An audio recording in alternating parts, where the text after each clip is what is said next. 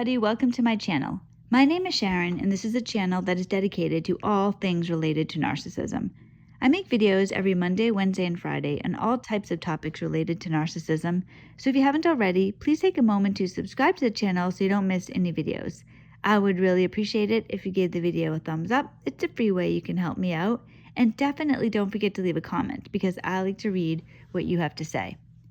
So I'm going to begin today's video by telling you about something horrible that happened about 10 years ago. My daughter found this really cool looking caterpillar outside. She brought it inside, she was holding it in her hands, and she asked me if she could keep it for a pet.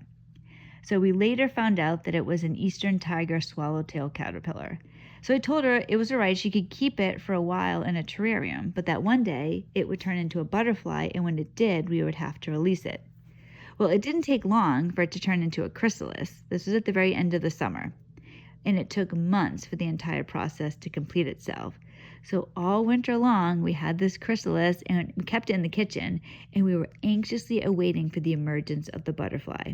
Well, one day in early spring, we woke up and something had emerged from the chrysalis, but it was not a butterfly.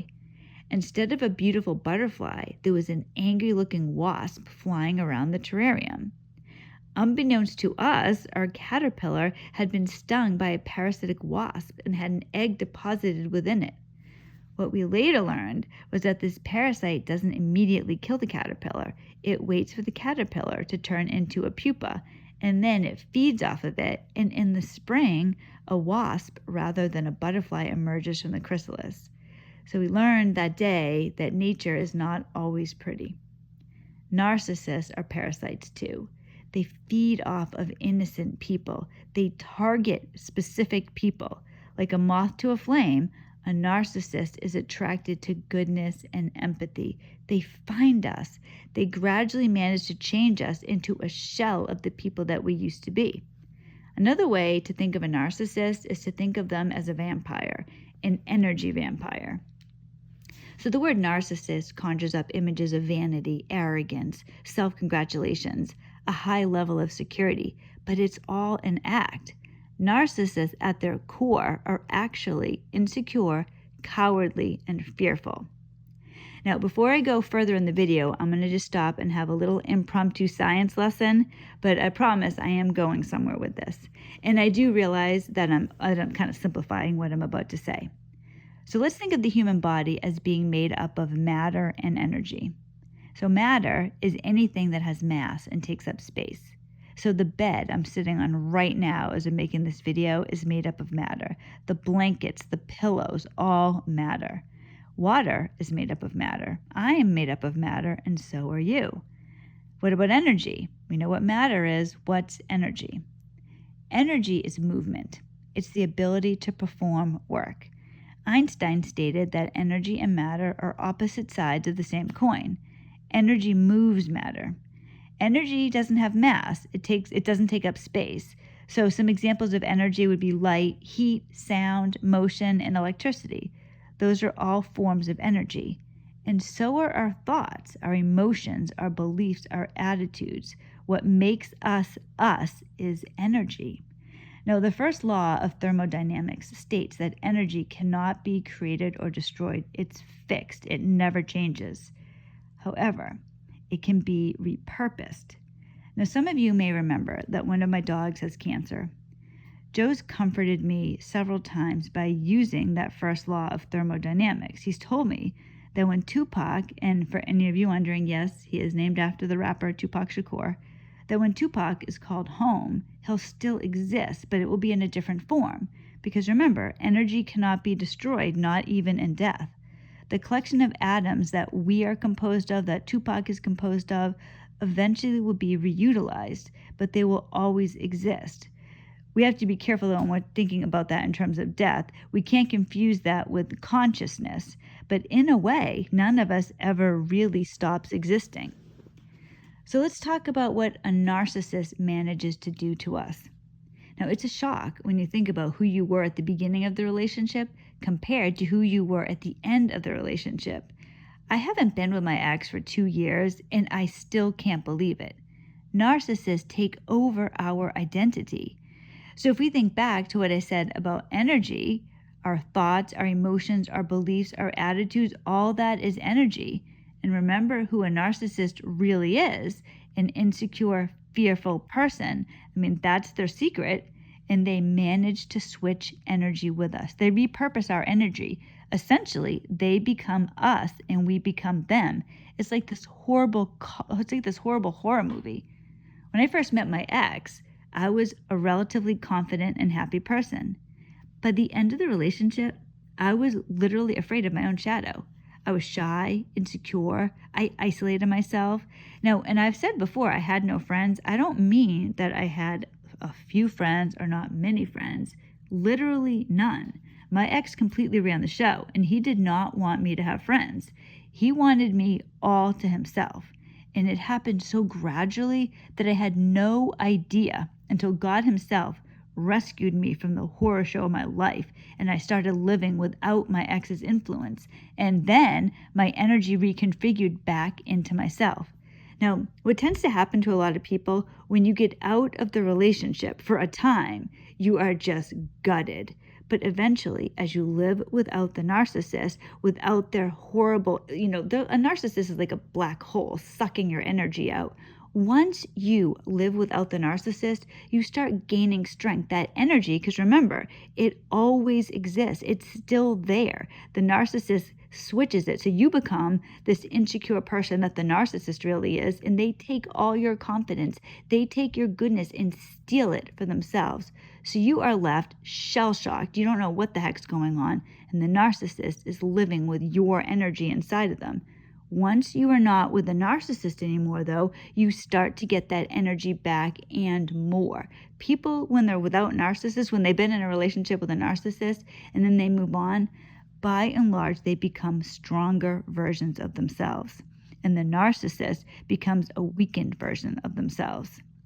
Now, when I spoke earlier about that caterpillar that was killed by the parasitic wasp, and I said that the wasp's mother had to find the right type of caterpillar to deposit its egg into, it's the same exact thing with the parasitic human. A narcissist has to find the right host to switch their energy with. And narcissists, they look for empaths because empaths are the perfect host. They're attracted to us literally like a moth to a flame, because an empath is somebody that is incredibly forgiving, somebody that gives people second chances. What ends up happening in these relationships is that a narcissist, they're targeting us, so they're purposely using us right from the beginning. They look for somebody who has these good qualities, and then they love bomb us. So they act a certain way. They'll act kind and generous. It's all an act. But then what happens to the empath is that we believe, even when the narcissist later acts horrifically cruel, acts how they really are, when the narcissist doesn't bother hiding themselves anymore, we keep going back to when they love bombed us, and we believe in that person. We believe in somebody that doesn't exist, essentially. So we keep thinking that that's the real them, or that can be who they are. After all, I saw them be this way. That must be who they are, or at the very least, they have the ability to be that way again. And a narcissist finds relief from the emptiness inside of themselves when they begin feeding off of us. But a narcissist is desperate. They're always desperate. If narcissists weren't so evil and so vile, they might be worth pitying. But you can't pity somebody whose sole purpose in life is to steal your soul. So a narcissist doesn't want us to ever find out who they really are. They need us always to believe that they are that they are the person who love bombs us. They don't want us to know who they really are. That's a secret that they keep, that they want to take to their grave with them. They live in fear of us discarding them. Now, a narcissist, of course, sometimes discards their victim. Now, if a narcissist discards you, I realize it doesn't feel like this at the time. That is a gift in itself if a narcissist gets rid of you. There are so many people, I am amongst these people, that are in the situation where the narcissist is still trying to convince me that they're the person they were at the beginning of the relationship. And discarding a narcissist is not for the faint of heart. We're going to talk about how to do that at the end of the video, but if a narcissist discards you, remember, this is a positive thing. Now, A narcissist, when you're with a narcissist, even when they don't want you to live without them, they do still discard you in little ways. Because if you think about it, a silent treatment is a discard. You don't exist to the narcissist anymore, but they still want you there. They still want you to feed off. They still want to feed off of you. They still want your energy, whatever's left of it. They'll still take it. Or if they're cheating on you, they're telling you how they feel. That's a type of a discard too. I have these backyard chickens. I've mentioned them before, and they really like watermelon. So sometimes I'll cut a watermelon in half and I'll put it out in the run. By the end of the day, that watermelon is picked clean. And it's kind of cool to look at it because it's just like this bowl of a watermelon. That's all. There's not one shred of red left. It's like this perfect bowl. And I've actually thought to myself, I wonder if there's something I can do with that. Well, that's what a narcissist will do to their victims. So this is how it always is. A narcissist will pick you clean. They will take every bit of you. They will use you up completely. And a narcissist becomes stronger and more cruel as the entanglement progresses. Now, like I said, they're terrified of abandonment. So they want to weaken us to the point where we're afraid to leave them. Like I said, they switch energy with us. So the confidence that we used to have now belongs to them. And a narcissist can become very bold. They'll abuse us without fear, cheat on us, steal from us, lie to us, and we stay. Somebody with knowledge of their value, who has strong boundaries, would never put up with how a narcissist is. But once the transfer of power has occurred, we don't even consider leaving a narcissist. Narcissists stomp all over our self-esteem. They're playing us from the beginning. If you're watching a horror movie and you see the characters doing something really stupid, like walking into an abandoned house, and you're watching this and thinking to yourself, no, run, don't go in there. That's us. We're walking straight into that abandoned house. Many, many people never leave the house. They succumb like my daughter's poor caterpillar. That doesn't need to be you. If you're watching this video, it means you're aware of narcissism. You're aware that human parasites exist. So let's talk about some reality. Narcissists are toxic waste. They're like a black hole.